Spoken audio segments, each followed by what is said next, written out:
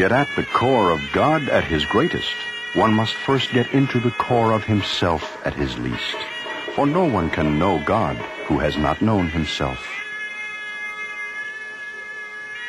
In parts 1 and 2 of The Universal Teacher, we have seen Sathya Sai Baba amidst his daily activities of giving darshan as he walks among those who have come to him. We have seen the thousands from India and around the world who gathered for the Third World Conference of Sathya Sai service organizations. And over this visual panorama, we have heard some of his words, an introduction to his message. But words and pictures can only convey part of the experience. Because Sathya Sai Baba not only conveys his message in words, but embodies and manifests it as well, the impact of his presence generates tremendous power. Not the power of one who might wish to dictate, manipulate, and control, but the power of love, to console, to encourage, and perhaps most of all, to inspire an inner faith in God and the divine potentiality of life which allows for self-inquiry, self-discipline, and that most difficult of human activities, change. One result of Sai Baba's power is that it draws people to him, the devout as well as the curious. And those who come often do not want to leave until they intuitively feel or consciously realize the truth of Baba's words when he says, "I am in your heart," and therefore he is with them no matter where they are. One such group is the college students who have lived in close proximity to Baba and find upon graduation that it is time to move on. So a group of the graduates asked for permission to form an alumni group which could meet each year on the day before Sai Baba's birthday. This has become a day of awards, speeches, entertainment, and a celebration of the continuing commitment to the education of minds for the purpose of spiritual growth while living and working in the world.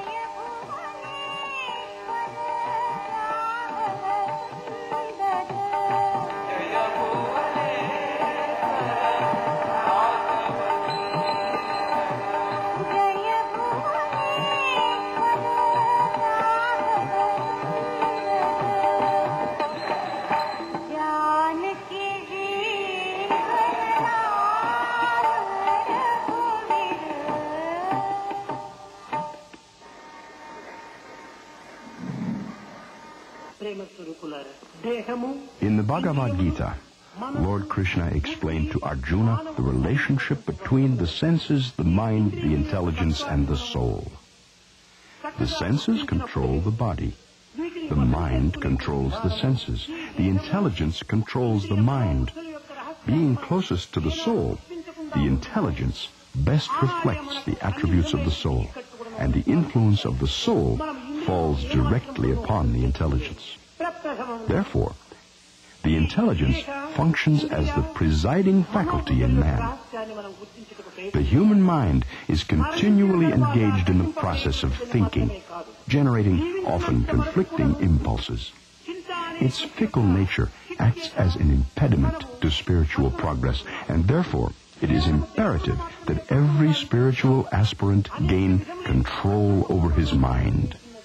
It is the intelligence alone which has the power to make decisions and discriminate between good and bad. For going about in a chariot, it is the chariot driver who has the most important role to play. Neither the horses that draw the chariot, nor even the owner who is seated therein, is competent to ensure a safe journey. It is the charioteer alone who can do it. If he is not accomplished, the horses will run berserk. Therefore, he must be competent enough and experienced to do his job properly. Krishna said, "Arjuna, your body is a chariot, and your senses are the horses. Your mind acts as the reins, and your intelligence is the driver. If you let your intelligence guide your life's journey, you will reach your ultimate destination safely." Arjuna emerged victorious in the battle because the Lord, the source of all intelligence, was his charioteer. To install the Lord as the charioteer is the most sacred and felicitous means by which we can attain the goal of life. Krishna also said to Arjuna, "The joy which you seek and the self-realization which you aim at are both within you. They cannot be found in the external world. You think that this world and its objects confer happiness on you. This is an illusion created by your mind. It is only when you follow the intelligence that you will be able to enjoy the bliss of the soul. On this day, Sai Baba's discourse was followed by a performance by the world-renowned artist Ravi Shankara, accompanied by Ustad Alaraka. Sathya Sai Baba once said of Ravi Shankara's music, "It gives people an experience of bliss, even though they may not be aware of it."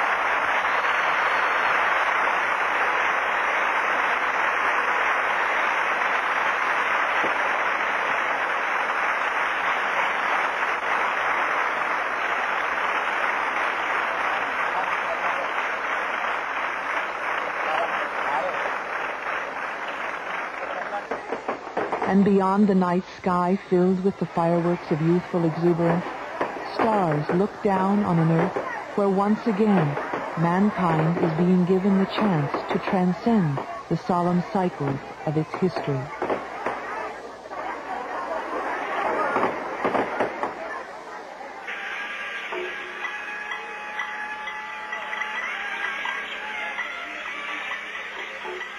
The celebration of Sai Baba's birthday is a yearly occurrence. The World Conference of Service Organizations happens once every 5 years.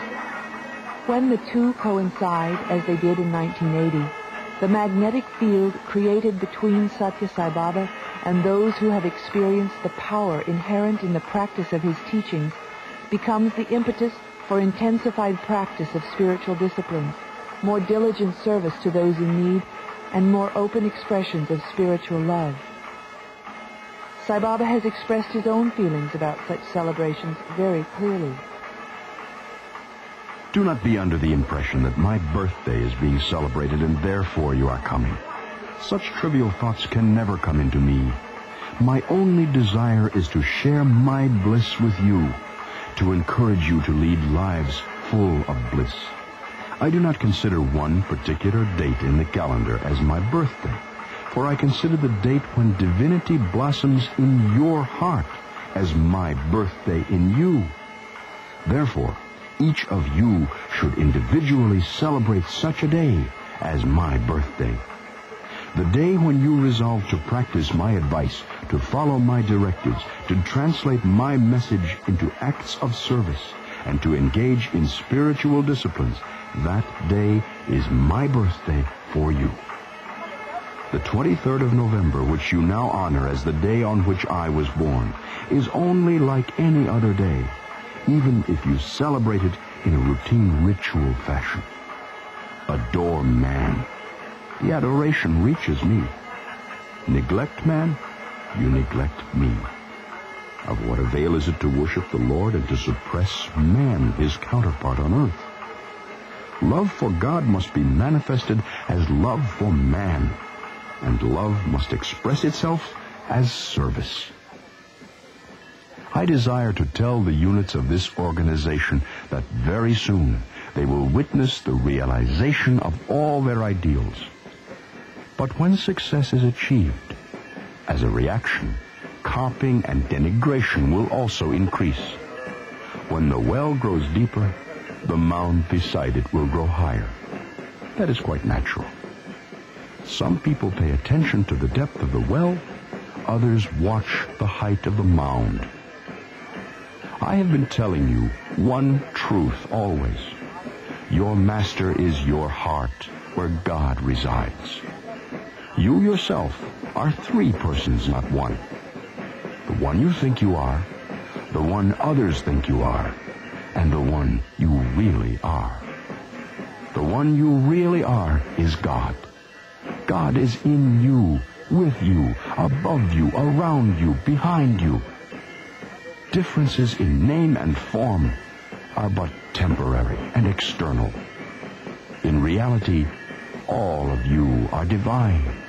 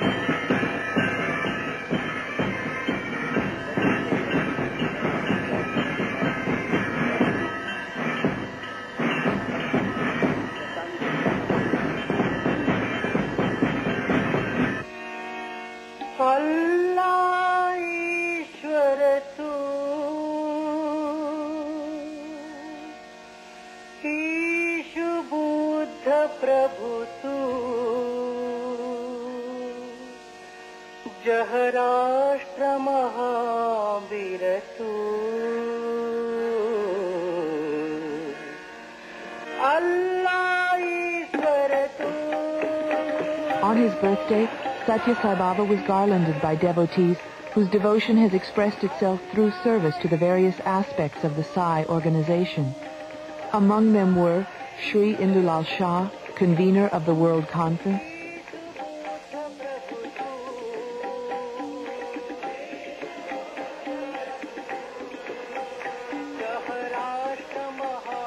Dr. V.K. Gokak, Vice Chancellor of the Sri Sathya Sai Institute of Higher Learning,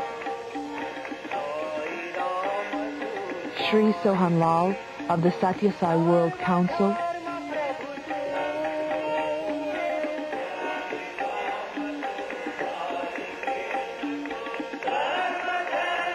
Dr. John Hislop, President of the Sathya Sai Council of America.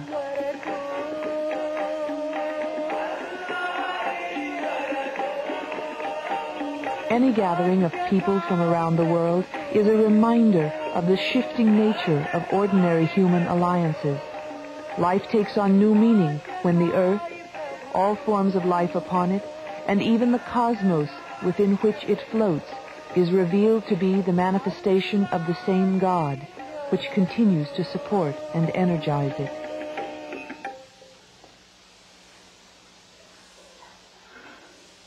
Embodiments of love. It is not by plans of one kind or another that the world can be bettered. It is only when a spiritual revolution takes place in man that the prosperity and welfare of the world can be achieved. If the mind of man is not reformed and purified, all the plans to reform the world will be futile. Meditation is the principal means to achieve control over the mind. When we think of meditation, three things are involved: the person who meditates, the object of meditation, and the process of meditation itself. In true meditation, all these three should merge. For one who desires to begin the practice, it is advisable that light is taken as the object of the meditation. Light does not perish or change. Moreover, it is inexhaustible. There are three states relating to the mind: emptiness, the simultaneous pulls of multiple thoughts, and one-pointedness. In this process of meditation on light, the progression must be from restlessness to tranquility, and from tranquility to divine effulgence. One should sit erect, fixing the gaze on the gentle flame, and gradually closing the eyes, mentally transfer or absorb the flame into the heart. The lotus center of the spiritual heart should then be imagined as blossoming in effulgent beauty, dispelling with its radiance the dark forces of life. One should then imagine that out of the heart so illumined, rays of light proceed gradually to all parts of the body, suffusing everything with light and imbuing it with sacredness and purity all over. The whole process takes about 20 to 30 minutes to complete. This kind of meditation should not be regarded as an exercise in fantasy. No doubt in the beginning imagination will be involved, but by constant practice it will be transformed into a powerful thought wave, creating an indelible impression on the heart, leading to union with God. The meditation should not end with the individual visualizing the light in himself. He should see it in his friends and relatives, and even in his enemies. He should see the whole of creation bathed in the resplendent light of divinity. This would make him live a life full of love and happiness. Embodiments of the divine, reduce your selfishness. Lessen your wrong desires. Foster your spirit of sacrifice. Grow into noble human beings. If you dedicate yourself to these objectives, you will have realized the purpose for which you have attended this great world conference and this birthday celebration.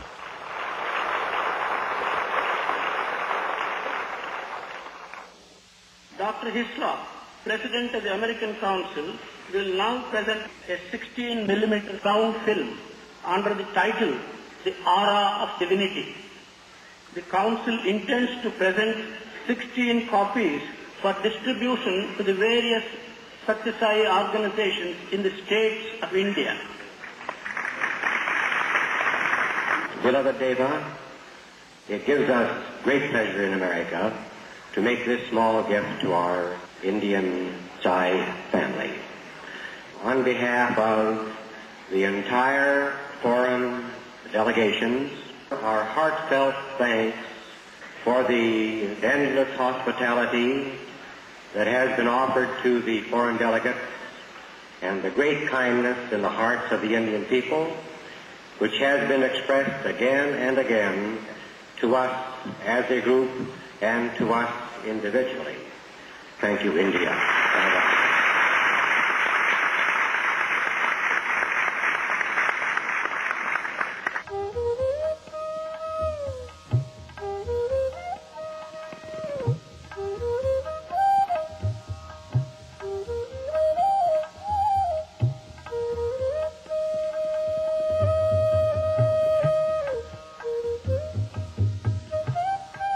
The second function of the birthday opened with a concert by M.S. Subbulakshmi, India's premier exponent of devotional vocal music for over 30 years, who gave the audience the rare sight of an artist offering with devotion the fruits of a lifetime of dedication to her art.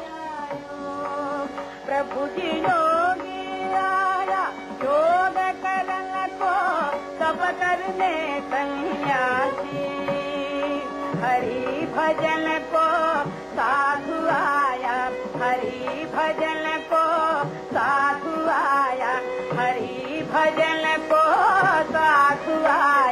Vrindavan के वासी तेरे वृंदावन के वासी मने जाकर राखो जी मने जाकर राखो जी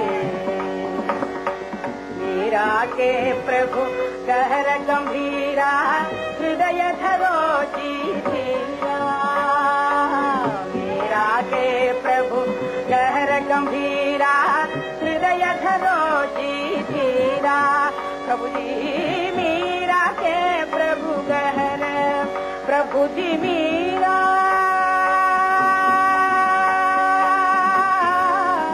मीरा के प्रभु कहर गंभीरा हृदय धरो जी धीरा आधी रात प्रभु दर्शन दे आधी रात प्रभु दर्शन दे प्रेम नदी के तीरा मन जाकर राखो जी मन जाकर राखो जी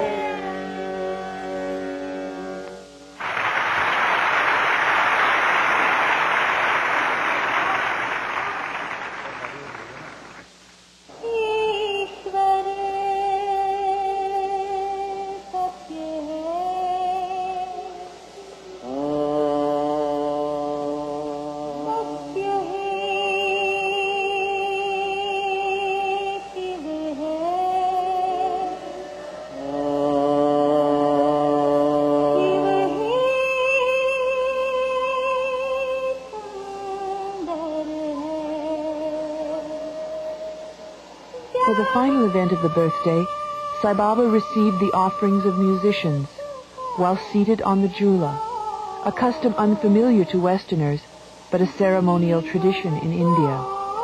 Sai Baba once explained this practice by saying it symbolizes the swinging of a newborn child in its cradle and the spiritual rebirth that occurs when an individual recognizes the presence of God within.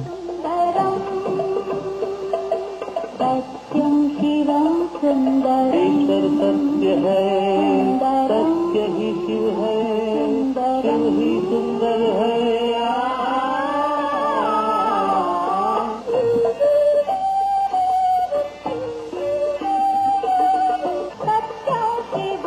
पवित्र आत्मस्वरूप है The Lord is not something outside you or extraneous to you.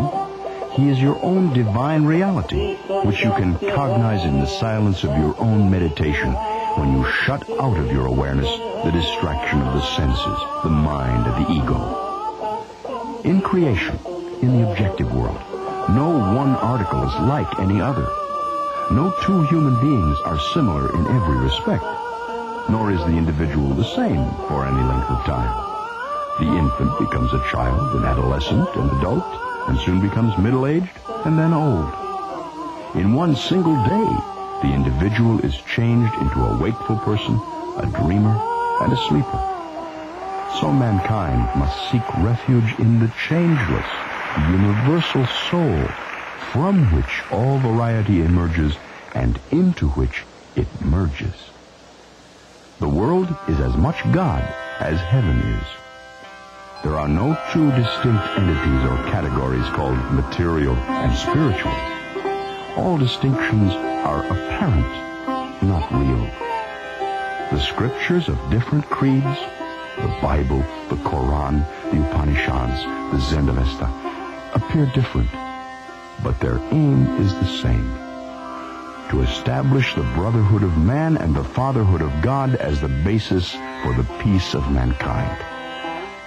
No creed need put on airs of superiority, as each is shaped by the compulsions of time and space, of language and levels of experience. You are all members of the same family, bound by the religion of love. And when the birthday is past, the lights and trappings of celebration are taken down, and the ashram returns to that calm which fosters each individual's search for truth, righteousness, peace, and love within the aura of the universal teacher.